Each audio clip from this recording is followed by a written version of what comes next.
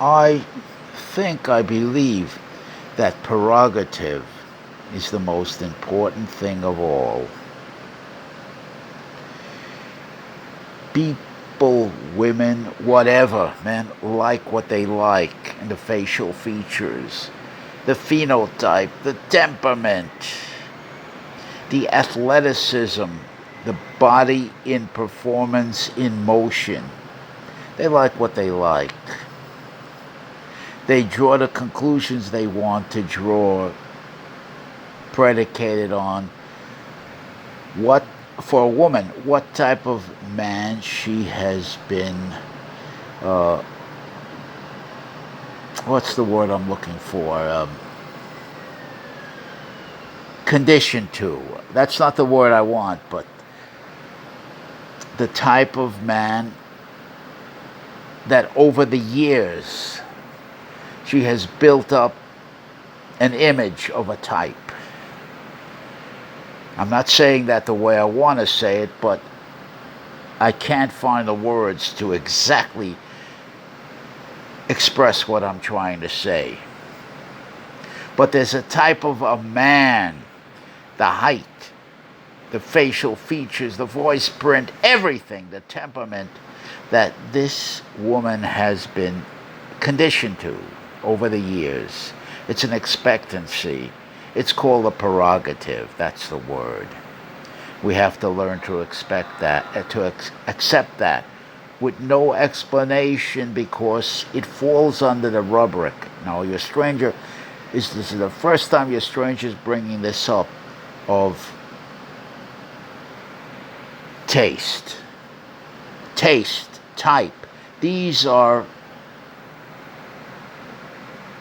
intuitive feels. They are not subject to analysis. You chase your tail, you'll be chasing ghosts if you try to figure out how this happened or try to argue against it. You're swimming up a tide, a rising tide that will buck you. That's your bagel boy.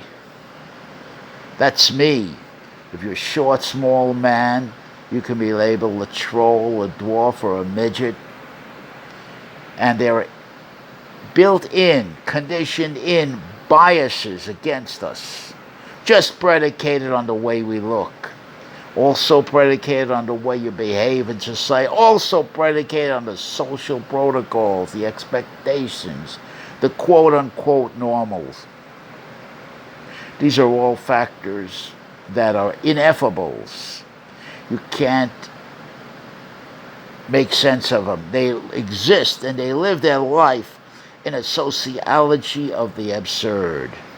And you have to go to the absurd to interrogate, to question, to make whatever sense you can out of them. But why even go to that trouble? The jury has returned, the verdict is guilty. Example, in my case, the woman says no to me, but she says yes to my TDH competitor, tall, dark, and handsome. My obnoxious brute jock competitor. She says yes to him. She throws shadows at me, a man like me, because of my height, my phenotype, my temper, but she says yes to the other guy who looks better. Just for that reason alone, I have no right to claim entitlement, fairness, humanity, compassion, altruism. I have no right to any of those claims. The jury came back, and their decision came out against me. I can't argue with it. I can't argue it because I'm arguing with nothing. I'm arguing in the sociology of the absurd. I have no ground to stand on. Everything I'm saying, I can't prove. And that's the bottom line. I can't make sense of it in a logical way. I can go into the sociology of the absurd to make sense of it. But then it would sound like a stream of consciousness phenomenon. You see the paradox here. You see the circle that goes around and around in that circle. Or you can call it, here we go round the mulberry bush. We're just turning on a circle in this. So that's why. That's the reason why we say no means no. Prerogative has spoken, period, with no need for a rational explanation or justification.